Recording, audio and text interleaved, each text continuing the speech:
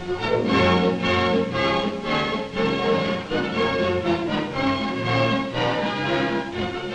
United States Marine Band, from then to now.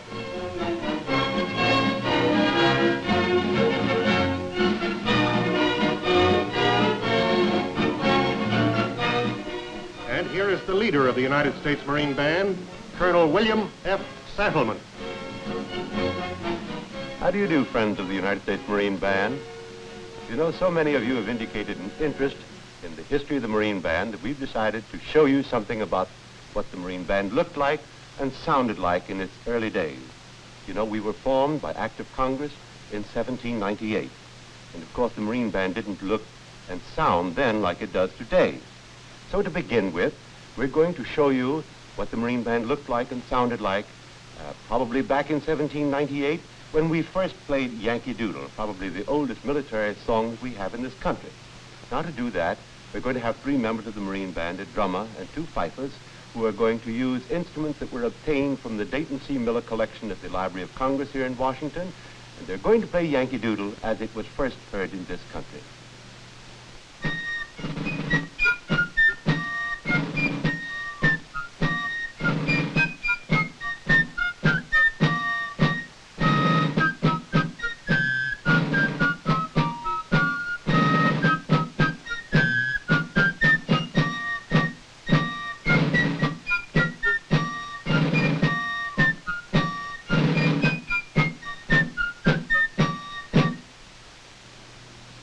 Fortunately, modern instruments benefiting from modern science produce much better intonation and tonal quality than the ancient fifes that you just heard.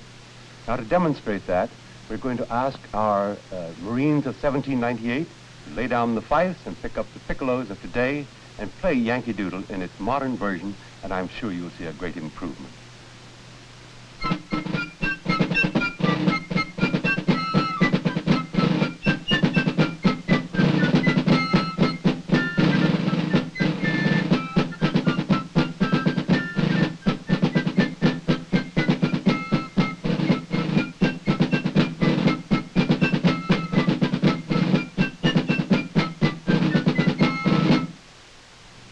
Well, I think you'll all agree with me that modern instruments make music sound a great deal better than those made 150 years ago. I think we said a little while ago that we were formed in 1798 by special act of Congress. Well, of course, we were formed in the city of Philadelphia, but we didn't remain there very long because in 1800, when the federal government moved from Philadelphia to Washington, the Marine Band moved here with it. Well, we camped on a hill overlooking the historic Potomac River, and we began giving concerts almost immediately. Well, of course, there was no other amusement in the new city, so all the people of the city came to our camp to hear this music.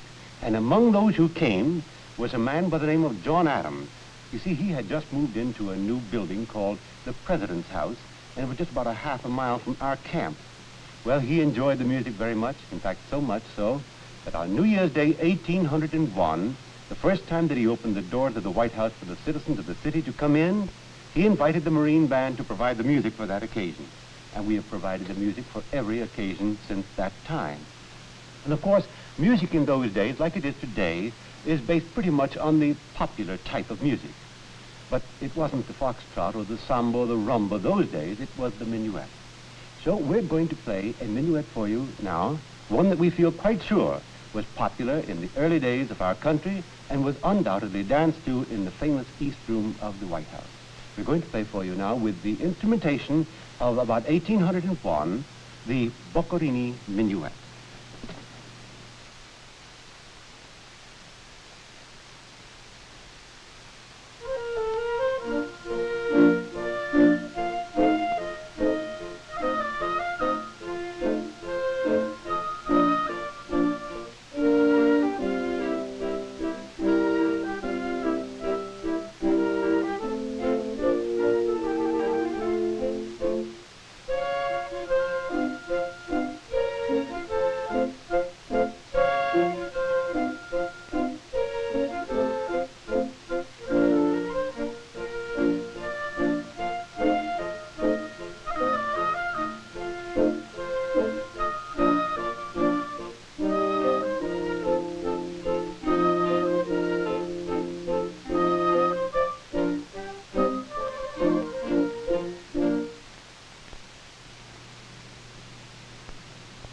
That was the Boccherini Minuet, as it must have sounded, played by the Marine Band in the White House for the early dances in around 1801.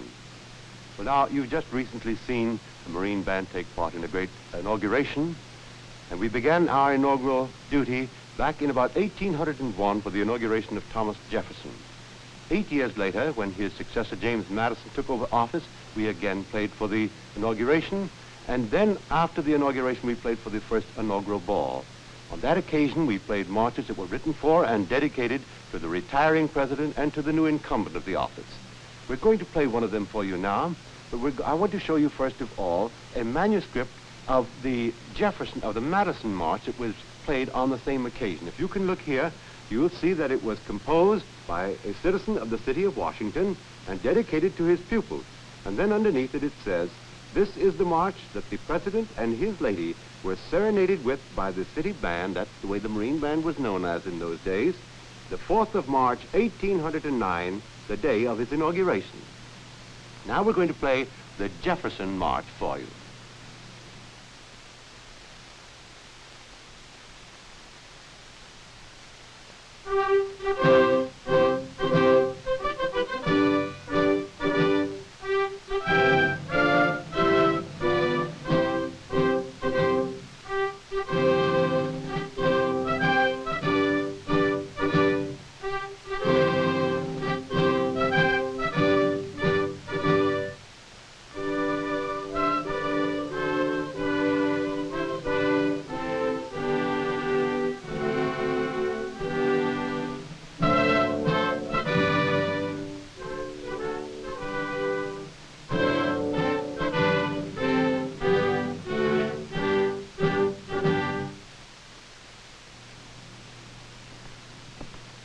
That was the Thomas Jefferson March that the Marine Band played for the first inaugural ball.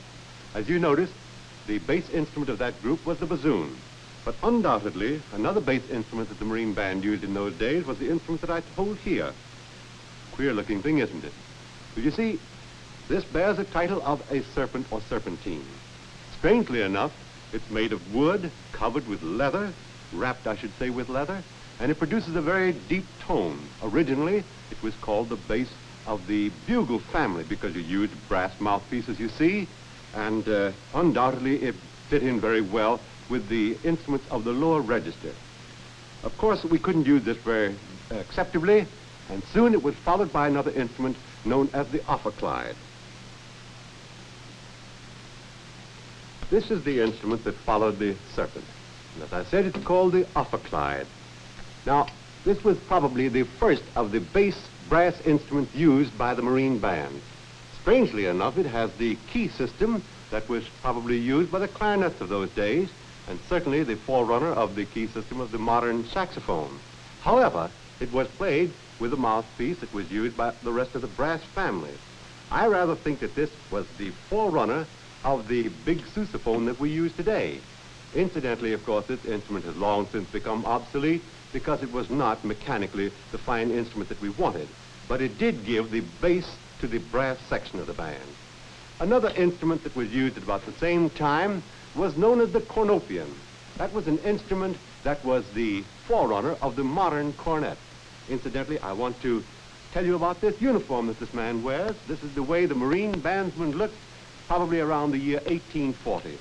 I believe we probably caused just as much of a sensation with this uniform as the Marines, of course, do today in their blue uniform.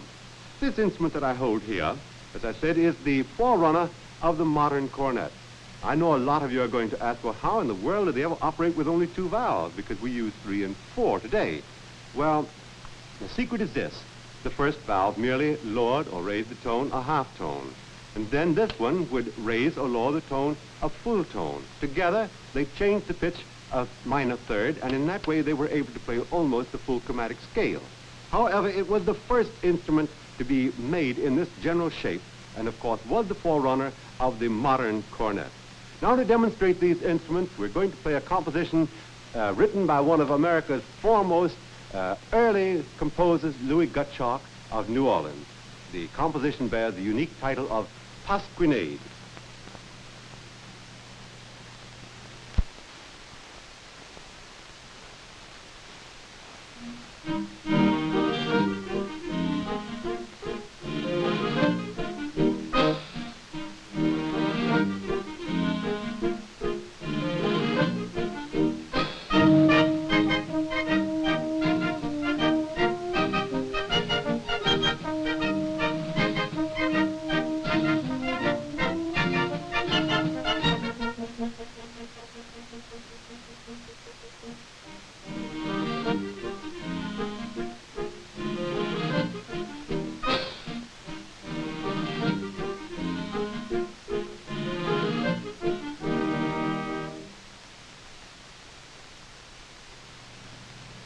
Well, there you saw and heard some very interesting instruments, but rather impractical ones.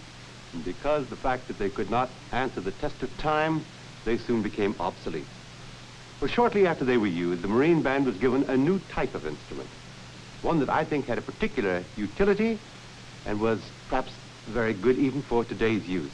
They were known as over-the-shoulder instruments, and I have one here that I'd like to show you before the band plays on them. You see, this is a cornet and was played in somewhat of this fashion. Now, as you can see, the band might be marching forward, but the sound would come out of the bell, going over their shoulder and going to the rear.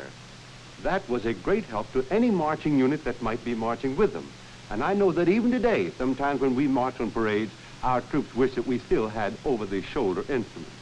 Now, these were made in all of the various voices. This happens to be a cornet, but they were made in a similar pattern all the way down through the scale until we came to the bass tubas. Now we're going to play Rally Round the Flag, Boys, to let you see how it sounds to come out over the shoulder.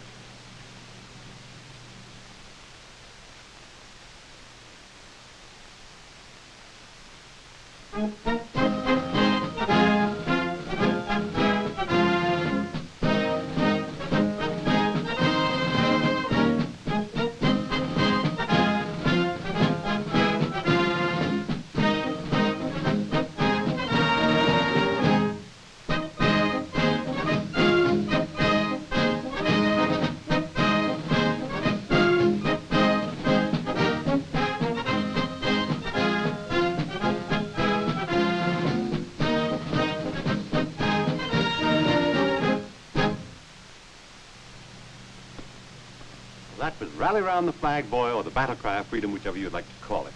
Still a grand patriotic tune, and one that we've had the pleasure of playing many times for our old veterans.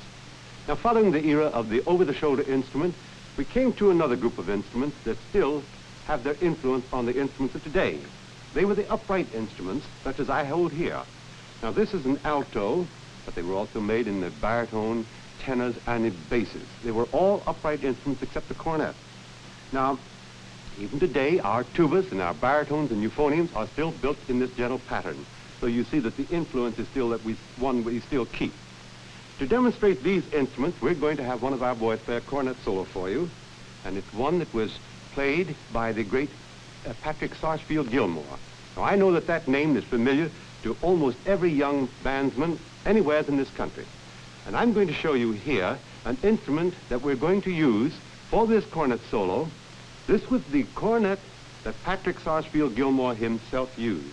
It's a beautifully inscribed gold instrument, and incidentally, I'd like to say that we're greatly indebted to the C.G. Conn Band Instrument Company of Elkhart, Indiana, for allowing us to use it here. It was loaned to us for this occasion.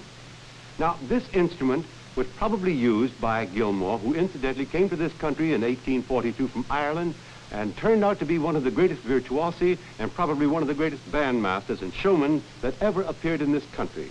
He remained here until his death in 1892. And to demonstrate this, we're going to play a composition that he wrote and undoubtedly played, probably on this very instrument. It merely bears the title of Barcarolle. And to do this, we're going to ask Sergeant Bramwell Smith if he won't come up here and play this for us.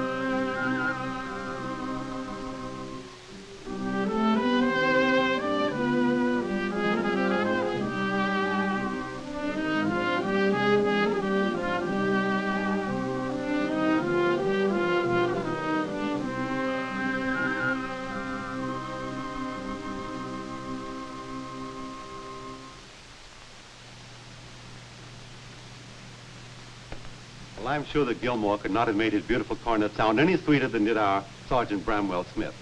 And now I want to tell you a little story about a former member of the Marine Band. It was about 1867 that a member of the Marine Band decided to take his young son down to the Marine barracks and enlist him in the Marine Band as a music boy. The boy was only a little over 13 years of age, and it was his assignment to learn the art and mysteries of music.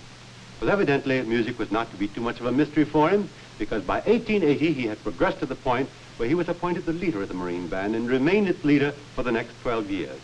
The name of that young boy was John Philip Sousa, and he was a very illustrious band leader. And in 12 years that he was leader of the Marine Band, he wrote such great marches as Semper Fidelis, the Washington Post, the Thunderer, High School Cadet, and of course a great many others.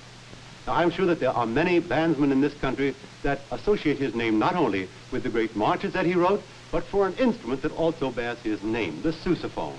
And we have here today the original sousaphone made by the C.G. Conn Band Instrument Company of Elkhart, Indiana, to whom, incidentally, we are very grateful for the loan of this instrument, which you will ordinarily only see in the Museum of Science and Industry in Chicago.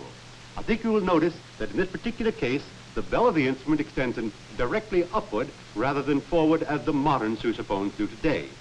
I also want to call your attention to the uniform that this member of the Marine Band wears. It's our famous full-dress uniform, scarlet background, trimmed in black and white. It's one that we know that members of the Marine Band have worn for at least 80 years and possibly a great deal longer than that. And now, to let you hear this instrument and to see the members of the Marine Band in this colorful uniform, we, of course, are going to play a Sousa march. And I know the march that most of you would like us to play will be the Stars and Stripes Forever.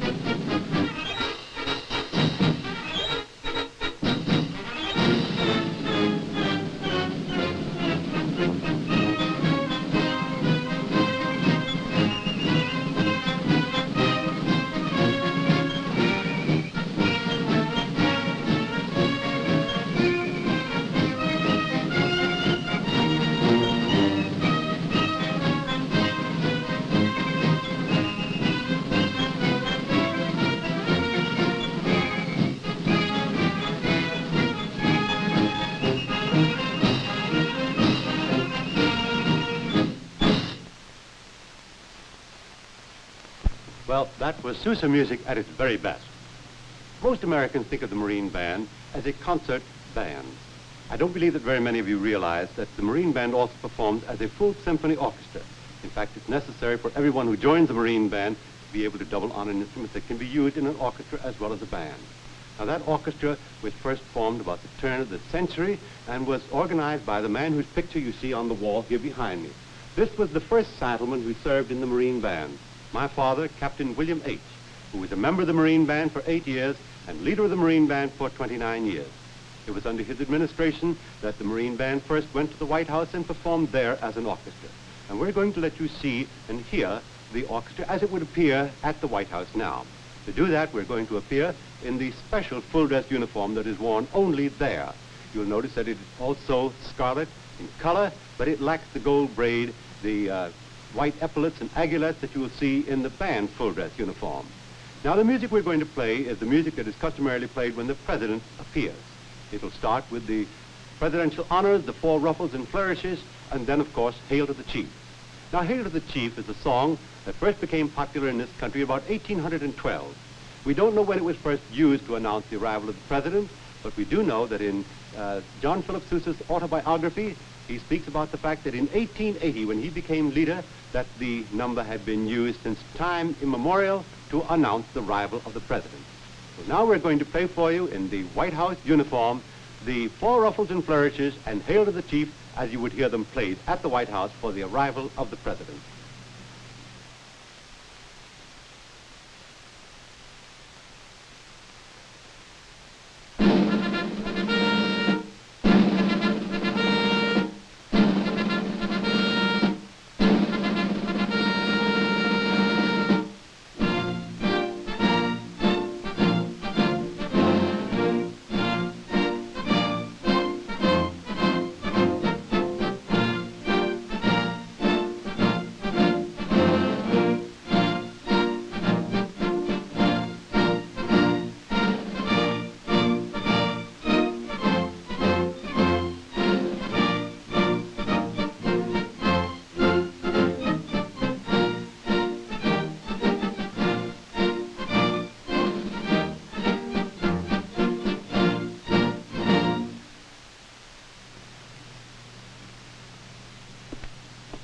Well, it's too bad we couldn't have had the President of the United States there personally to complete that scene.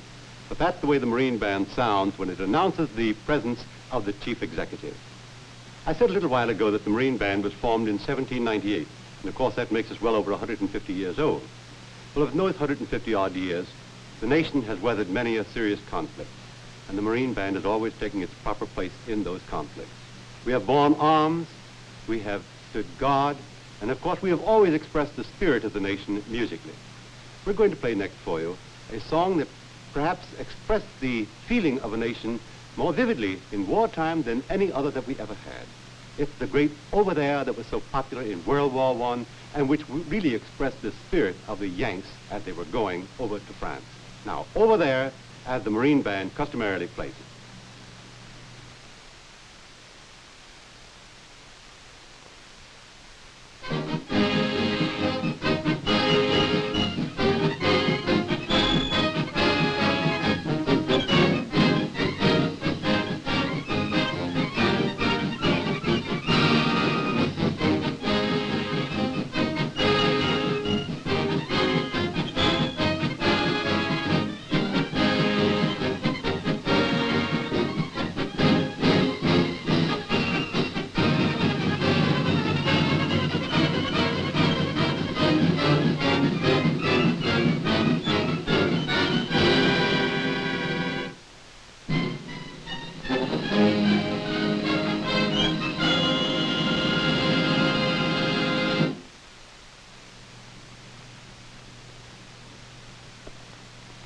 I don't believe that any song has ever expressed the fighting spirit of America as completely as did Over There.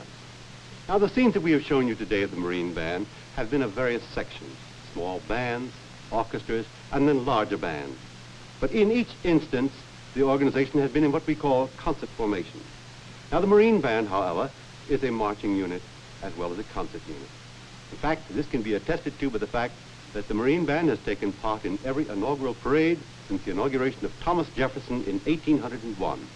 I'm sure a lot of you would like to see the Marine Band in that kind of action, so we're going to take you now to the historic Marine Barracks here in Washington, D.C., and let you see what the Marine Band in its colorful full-dress uniform, and in this case augmented by the drum and bugle corps of that post, looks like as they parade down the parade ground at the Marine Barracks.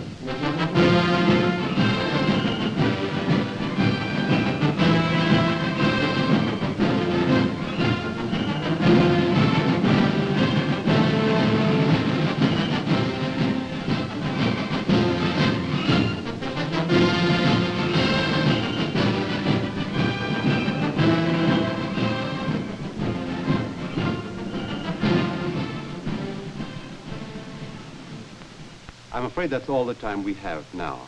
But I do hope that you've enjoyed being with us and hearing about your Marine Band from then until now.